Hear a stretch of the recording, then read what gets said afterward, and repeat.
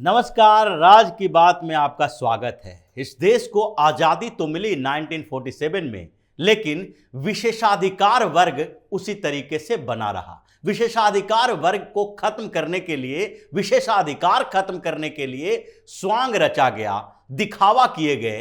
इंदिरा गांधी ने भी प्रीवी पर्स खत्म करके ये बताने की कोशिश की कि हमने राजाओं महाराजाओं के विशेष अधिकार को खत्म कर दिया, लेकिन ये अधिकार बने रहे 2014 तक।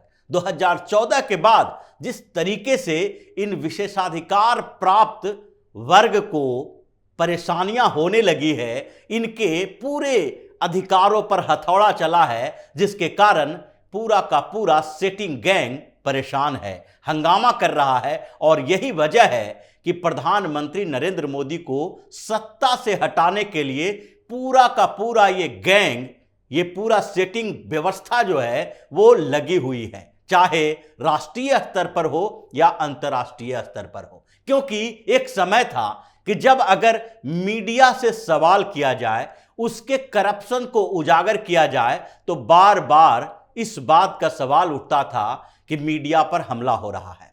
आज भी ये सवाल उठता है, लेकिन पहले जो सवाल उठते थे उसके ऊपर सरकार सोचती थी और फिर उस सवाल का जवाब देने के बदले अपना पैर पीछे खींच लेती थी। उस पर कोई कार्रवाई नहीं होती थी।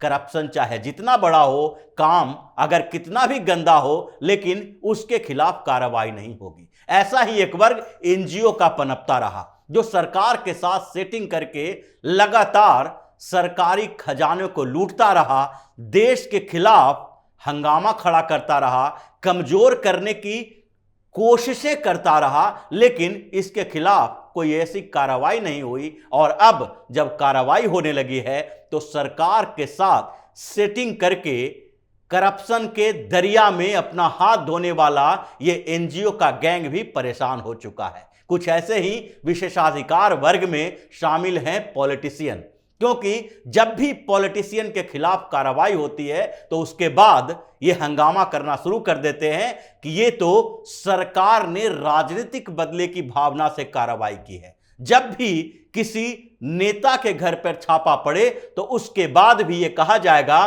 कि ये अपोजिशन पार्टी की वेंडेक्टा पॉलिटिक्स है, और इसी के कारण राजनीतिक दल के नेताओं के खिलाफ कार्रवाई उस स्तर की नहीं हो पाती थी जिससे उनको जेल के अंदर जाना पड़े। लेकिन इस विशेषाधिकार वर्ग के खिलाफ भी इन 8 सालों में कार्रवाई हुई है, और पूरी की पूरी अपोजिशन पार्टी इस बात का सवाल उठा रही है कि हमारे खिलाफ राजनीतिक बदले की भावना से काम किया जा रहा है, लेकिन सरकार के कानों पर जूं नहीं रेंग रहा। सरकार अपना काम कर रही है और केंद्रीय एजेंसियों के, सुरक्षा एजेंसियों के, आर्थिक एजेंसियों को खुली छूट मिली है कि आपके पास अगर सबूत है तो किसी के गिरेबां पर हाथ डाल सकते हो। ये सारे के सारे विशेषाधिकार वर्ग आज गिड़गिड़ा रहे हैं। सेटिंग करने के बजाय अब ये हतप्रद हैं कि अब इससे निकलने का उपाय क्या हो सकता है। इसीलिए इनके अंदर जो साठ गांठ बन रही है वो उसका परिणाम है, क्योंकि जब ये स्थितियां पैदा हुई तो हर तरफ से नए नए सवाल खड़े किए जाने लगे सरकार के ऊपर। इनके ऊपर कैसे अटैक हुआ है ये इसके आंकड़े बताते हैं। यहां तक पॉलिटिशियन की बात है तो अगर पिछले 8 सालों के आंकड़ों को देखा जाए तो फेमा के तहत करीब करीब 25,000 मामले दर्ज किए गए हैं। 25,000 मामले जो है फेमा के तहत केवल दर्ज किए गए। और ईडी ने क्या कार्रवाई की, पीएमएलए के तहत अब तक 4,000 मामले दर्ज किए गए हैं। इसमें से ज्यादा तक राजनेताओं के खिलाफ हैं, उन नेताओं के खिलाफ हैं जिन्होंने पिछले 20-30 सालों में कभी भी करप्शन किया है, जो अभी भी करप्शन कर रहे हैं। और ये नेता सिर्फ विपक्षी पार्टियों के नहीं हैं। ऐसा नहीं है कि विपक्ष के नेताओं को पर ही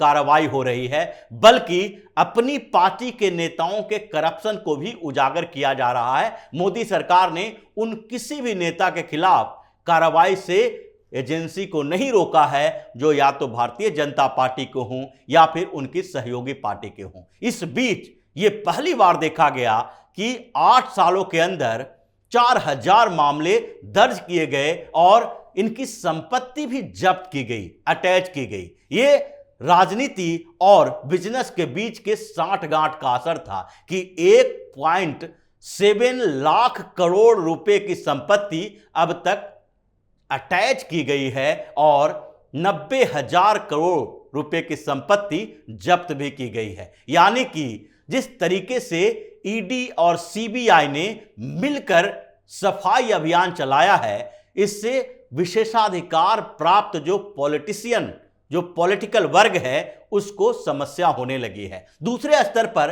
अगर एक और विशेषाधिकार वर्ग को देखा जाए जो एनजीओ है, राष्ट्रीय स्तर पर और अंतरराष्ट्रीय स्तर पर, जिन एनजीओ को विदेशों से फंडिंग मिल रही है, उनके ऊपर तो सबसे पहले कार्रवाई की गई, क्योंकि यही वो एनजीओ हैं जिनको लगता है कि पैसे विदेश से आ रहे हैं तो देश में उसका उपयोग कैसे किया जाना चाहिए। क्योंकि जब विदेशों से फंडिंग होती है तो उसके दो उद्देश्य होते हैं। वो किसी दूसरे देश में विकास के लिए वहां पर एनजीओ को तैयार नहीं करता, उसको पैसा नहीं देता है, बल्कि वहां पर कुछ उनके पॉलिटिकल एजेंडा होते हैं और कुछ अपने देश के एजेंडा होते हैं। जैसे कि अमेरिका का अगर फोर्ड फाउंडेशन भारत के एनजीओ को फंडिंग दे रहा है तो उसका मेन काम होता है कि अमेरिकन कंपनियों के इंटरेस्ट को सुरक्षित रखना। अगर दूसरे देश के इंटरेस्ट यहां फुलफिल होंगे तो उसके खिलाफ इसी एनजीओ का इस्तेमाल करेगा। उसी तरीके से एमनेस्टी इंटरनेशनल जैसी संस्था है, उसी तरीके से जो दूसरी कई अंतर्राष्ट्रीय संस्थानें हैं जो भारत में काम करती है, अल्पसंख्यकों के अधिकारों के सुरक्षा के नाम पर, लोकतंत्र की सुरक्षा के नाम पर, ये सारे के सारे इन्वायरमेंट के आधार पर उनको सुरक्षित रखने के लिए जो एनजीओ बनाए गए हैं, वो देश को विकास को रोकने के लिए पूरा का पूरा जोर लगाते हैं। चाहे कुडनकुलम में परमाणु रिएक्टर बन रहा हो तो वहां पर देशी और विदेशी एनजीओ इस बात के लिए प्रदर्शन करने पहुंच जाएंगे कि यहां के लोगों को परेशानी हो रही है। उन लोगों को परेशानी ना हो तो भी उन्हें पैसा देकर इस बात के लिए राजी किया जाता है कि वहां पर परेशानी है और इसे प्रदर्शन करके सरकार को बदनाम करने की कोशिश करो, चाहे सरकार कांग्रेस की हो या भारतीय जनता पार्टी की हो, क्योंकि इन लोगों का काम देश के खिलाफ अपने इंटरेस्ट की पूर्ति करना है। और मोदी सरकार ने उसके ऊपर कुठाराघात किया। बड़े बड़े अखबारों में लेख लिखे गए, हंगामा खड़ा किया गया कि एनजीओ जो देश के विकास के लिए काम करती है, जिसमें वॉलेंटियर होते हैं, उसके खिलाफ मोदी सरकार काम कर रही है। लेकिन एनजीओ के सबसे पहले विदेशी फंडिंग को लेकर सवाल खड़े किए गए और 10,000 के करीब एनजीओ के एफसीआरए लाइसेंस को रद्द किया गया। ये वही एनजीओ रहे हैं जो देश के खिलाफ काम करके विदेशों से फंड लेते हैं। उसके साथ साथ देश में काम करने वाले कुछ एनजीओ जो बार बार विकास को प्रभावित कर रहे थे, उनका भी इलाज किया गया है। चाहे मेधा पाटेकर हो, निखिल डे हो या ऐसे कई और एनजीओ बाज हो जिन लोगों ने हर जगह पर प्रदर्शन की रोटी खाई है, इनके खिलाफ भी एक्शन लिए गए और अब ये छटपटा रहे हैं कि कैसे मोदी की सरकार खत्म हो और फिर से इनका सेटिंग गैंग शुरू हो जाए। ये दोनों तो हैं ही, लेकिन तीसरे स्तर पर एक और विशेषाधिकार वर्ग है जिसको मीडिया कहा जाता है। मीडिया के ऊपर सवाल करना, सरकार को मीडिया पर बोलना या उसके खिलाफ एक्शन लेना एक ऐसा माना जाने लगा था कि ये तो ऐसा विशेषाधिकार इनको मिला हुआ है कि जिस गाड़ी पर प्रेस लिखा हुआ है उसे पुलिस हाथ तक नहीं दे सकती है। जहां पर प्रेस आ गया, उसके खिलाफ, उसके करप्शन के खिलाफ, उसके कई गलत कामों के बावजूद उसके ऊपर हाथ नहीं डाला जा सकता है। लेकिन इस बीच हुआ, इस बीच वायर जैसे संस्थानों के दफ्तर पर छापे पड़े क्योंकि विदेशी फंड का इस्तेमाल गलत तरीके से कर रहा है। बीबीसी के दफ्तर पर आईटी के छापे पड़े क्योंकि वो टैक्स नहीं दे रहा है सही तरीके से, पैसे के अर्निंग के स्रोत नहीं बता रहा है। और आईटी ने जब छापे मारे तो उस समय पूरा विपक्ष और यहां तक कि जो एनजीओ चलाने वाले लोग हैं, सोशल एक्टिविस्ट जो अपने आप को कहते हैं, इन लोगों ने भी सवाल उठाना शुरू कर दिया कि मीडिया के ऊपर आघात हो रहा है। जब एनडीटीवी के प्रमोटर प्रणव राय के यहां छापे पड़े थे क्योंकि वो फंड का इस्तेमाल गलत तरीके से कर रहे थे। एनडीटीवी की कमाई वो सेल कंपनियों के जरिए अपने खुद की कंपनियों में इन्वेस्ट कर रहे थे, जिसके कारण आईटी ने उनके घर पे छापेमारी की। कहा जाने लगा कि ये तो आईटी डिपार्टमेंट की ज्यादती है और ये सरकार मीडिया के ऊपर हमला कर रही है, जबकि वो एनडीटीवी के ऊपर छापा नहीं था, छापा प्रणव राय के घर पे था और उनके निजी आय के स्रोत और उनकी कंपनियों के खिलाफ था। कुछ इसी तरीके से क्विंट में भी छापे पड़े। राघव बहल जो बड़े बिजनेसमैन माने जाते हैं, पहले बड़े नेटवर्क 18 जैसे चैनल के मालिक हुआ करते थे, उनके यहां भी छापेमारी जो हुई थी इसी बात को लेकर हुई थी कि उन्होंने इनकम टैक्स में टैक्स देने में घपलेबाजी की है। उस समय भी हंगामा हुआ, लेकिन फिर भी सरकार अपने आधार पर और अपने फैसले पर अडिग रही कि जिन एजेंसियों को अधिकार हमने दिया है उस अधिकार का वो पालन करें, और अगर करप्शन मीडिया के अंदर है तो उसके खिलाफ भी कार्रवाई की जाएगी। यही नहीं, ये तो ऐसे वर्ग रहे हैं जो सिर्फ सवाल पूछते हैं।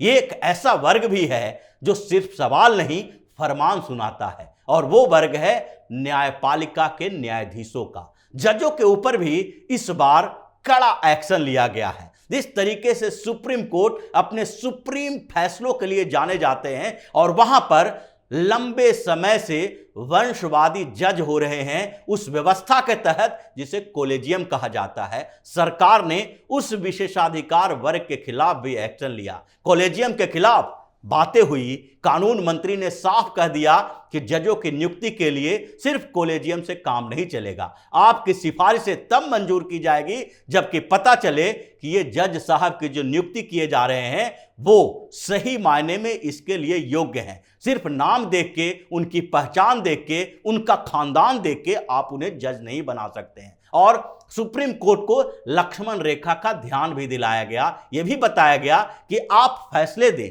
टिप्पणियां न करें। ऐसा नहीं है कि जिन टिप्पणियों का कानून से कोई लेना देना नहीं है वो टिप्पणियां करके आप अखबार की सुर्खियों में जाए। लक्ष्मण रेखा इसी को कहा गया, और जुडिशियरी भी इस बात के लिए जवाबदेही लेती है कि जजों के बीच भी इस बात की चर्चा हुई कि अब सरकार ने जो कहा है उसमें पूरी तरह से गलत नहीं है। कई जज भी सामने आए कॉलेजियम व्यवस्था के खिलाफ, कुछ समर्थन में भी आए क्योंकि उनके बेटों को भी सुप्रीम कोर्ट, हाई कोर्ट में जज बनना है, और ये खानदानी परंपराएं जो जज बनाने की चल रही है उस पर भी कुटाराघात किया गया। इस विशेषाधिकार वर्ग को भी अब लगने लगा है कि उनकी मनमानी अब नहीं चलेगी। तो पिछले 8 सालों में जिस तरीके से इन विशेषाधिकार वर्ग के ऊपर घात किया गया, कुठाराघात किया गया है, उससे तिलमिलाहट हो रही है। अब सीपी और खान मार्केट में बैठकर सरकार के साथ सेटिंग करने वाले सारे के सारे ये वर्ग परेशान हैं, और यही कारण है कि आज भारतीय जनता पार्टी प्रधानमंत्री नरेंद्र मोदी के खिलाफ एक गठजोड़ बना हुआ है। एनजीओ का, सो कॉल्ड सोशल एक्टिविस्ट का, सो कॉल्ड सेकुलर लोगों का, और वही न्यायपालिका, वही मीडिया और वही बिजनेसमैन जो ये चाहते थे कि सरकार जितनी कमजोर रहेगी, सरकार जितनी भ्रष्ट रहेगी, उतना ही इन लोगों का काम धंधा तेजी से बढ़ेगा। और अब ये सारे के सारे मिलजुल कर ये चाहते हैं कि 8 साल हो गया, 10 साल भी हो जाएगा, और उसके बाद 2024 तक कम से कम इस जो मजबूत सिस्टम है उसको हिलाने का उपाय किया जाए। अगर ये नहीं हिल पाया तो इनकी दुकानें बंद हो जाएगी। तो इसी तरह की खबरों के साथ फिर से हाजिर होंगे, तब तक के लिए बने रहिए हमारे साथ और देते रहिए हमें सहयोग, ताकि इसी तरह की खबर हम आपके लिए लाते रहें। धन्यवाद।